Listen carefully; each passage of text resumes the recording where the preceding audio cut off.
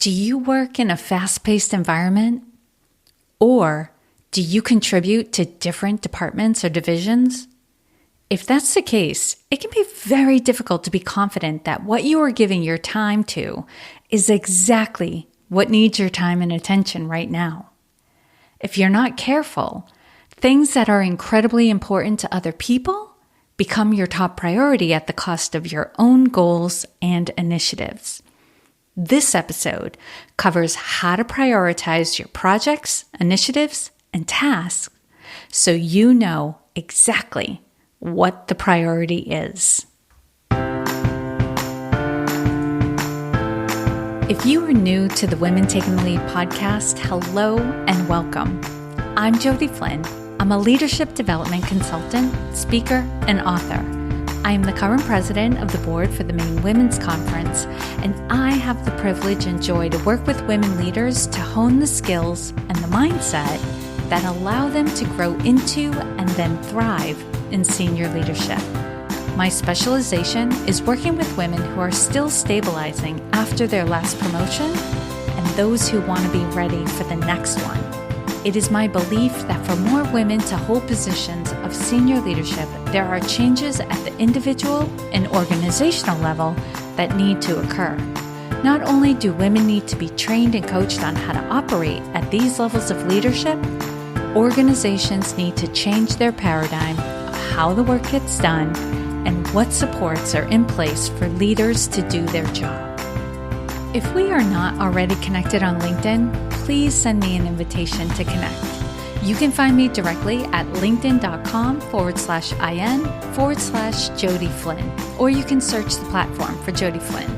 I'm very active on LinkedIn, so I should be at or near the top of the search results. You'll see the follow button is prominent on my profile, but if you click on the more button to the right, you'll find the option to connect. Click on that and be sure to add a note to the invitation letting me know you're a listener of the podcast. I would love to connect with you and get to know you better. I remember a time in my career when my manager kept bringing up different tasks and initiatives for me to take on. I would get emails with new ideas. In meetings, when the facilitator was looking around the room for a volunteer, he would nod at me, and while talking directly to me, would also be announcing to the whole room that I could take it on. Then in our one-to-one meetings, he would have more ideas and items for me to tackle. The stress of it all built until I realized how utterly ridiculous it all was. There was no way I could complete all of it. Not by the end of the month, the end of the quarter, or the end of the year. I made a list of everything he had assigned to me, and in our next meeting, I read my list to him. When I was done, I told him I could do everything on the list, but some things were going to have to wait a long, long time. I asked him to name what the priorities were. Let me say first, when he realized how much he had put on my plate, he was apologetic. He had not been keeping track of how much he was passing on to me. In his defense, I do have a lot of bandwidth, and I didn't have a lot of obligations outside of work at that time, but that's no reason to put a lot of work on somebody. When I asked him to name the priorities, even he became a little flustered. When your list is full of good ideas, it's hard to kill off the less important ones, even if you might be able to bring them back to life at some point in the future. But a priority needs to be declared, and if you don't rank your initiatives, you'll spend a little bit of time on everything and very little will get done.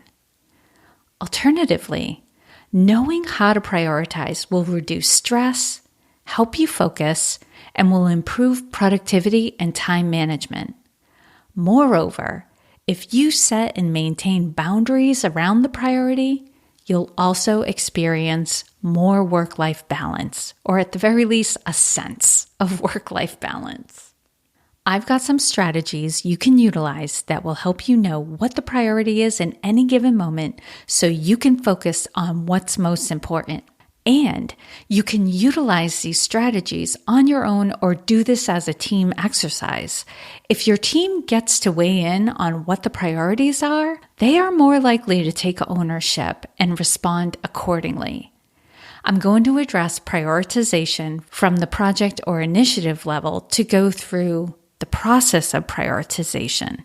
With this information, you can set the priority at the higher level and then go into your high priority projects and do the same exercise with all of the tasks involved in completing the project.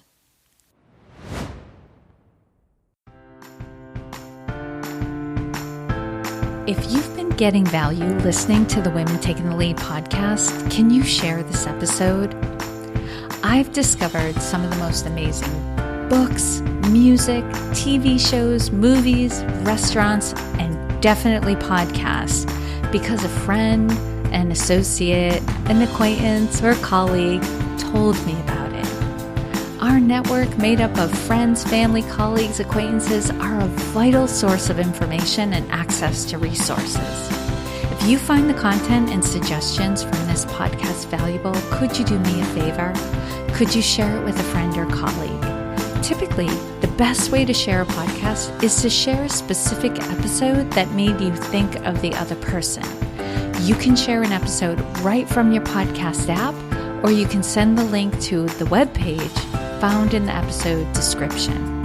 So if while you're listening to this episode, somebody comes to mind, they're the one you want to share it with. And thank you so much for doing this. My goal is to help millions of women to grow and feel calm and confident in their leadership, and you're a big part of that.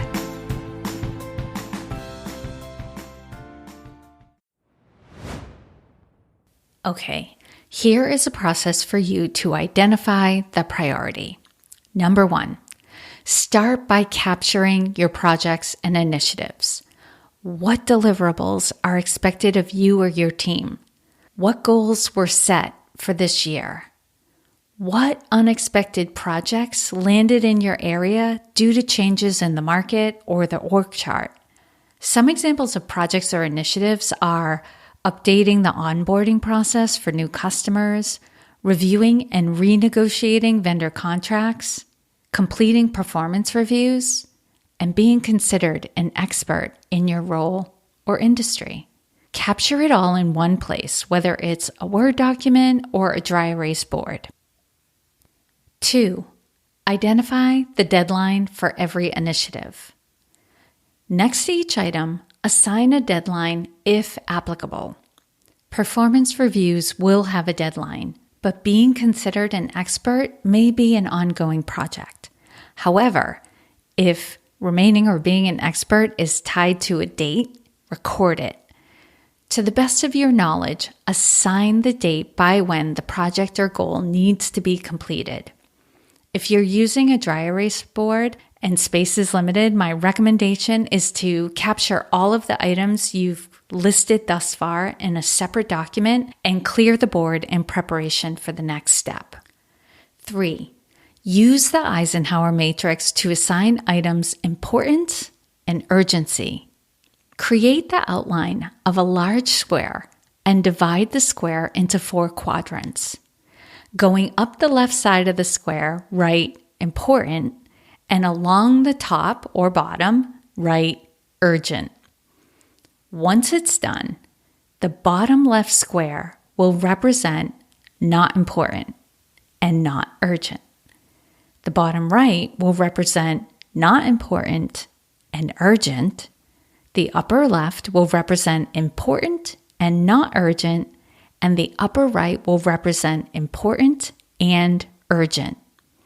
With dates already assigned, you have a sense of the urgency for each project or initiative. Now determine how important it is and then put it into the appropriate quadrant based on the combination of its urgency or importance. 4, label the quadrants. Your bottom left quadrant, label it delete. Bottom right, delegate. Upper left, decide or schedule. Upper right, do. Given that you are reviewing projects and initiatives at this point, you likely don't have any that you would just get rid of, or very few. However, as you go through this process again to identify the tasks within, you may find some redundancies or tasks that have been assumed to be necessary, but in actuality are not. The goal is to spend all of your time in the upper quadrants on the things that are important, whether they are urgent or not. First, you want to spend your time on items that are both important and urgent, and then on the items that are important and unurgent. As much as possible, delegate the unimportant yet urgent tasks. Typically, those are tasks that they need to get done, but they don't need to get done by you. 5, rank items within the upper quadrants. So go into the urgent and important quadrant, the one labeled do. Which item has the highest priority? When that is done, what will then have the highest priority? Rank them in order of importance and urgency. Then go into the other quadrant in the upper level, important but not urgent, and rank those items in order. 6, keep your priority list handy and be ready to play defense. There is no stopping the onslaught of things coming at you that will demand your time and attention. Yet, if you have your current priorities top of mind or within arm's reach, you will be ready to compare what new thing has presented itself to what the established priorities are. Your urgent and important items today could potentially fall down the priority list if something more urgent and more important comes along. However, it's more likely that things that are less urgent and or less important will come along and try to turn your head. It happens all the time. We call it distraction. In that case, you will be ready with either a no thank you, or you'll pass it along to someone else, or you'll schedule it for a later time. 7, every month or quarter, review all your projects, initiatives, and tasks to make sure you know exactly what the current priority level is. Things change rapidly.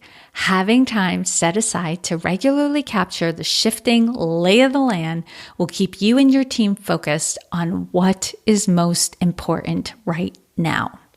And if you need help setting the priorities and sticking with them, let's chat.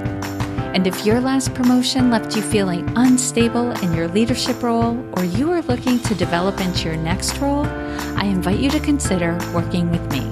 I would love to support you through the transition, help you get your bearings, and feeling confident in your leadership once again. You can find the link to schedule an exploration call with me in the episode description.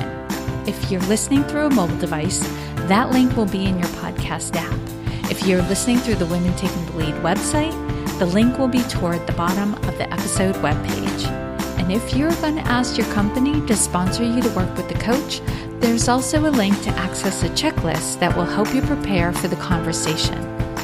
As always, I hope this was of value to you, and here's to your success.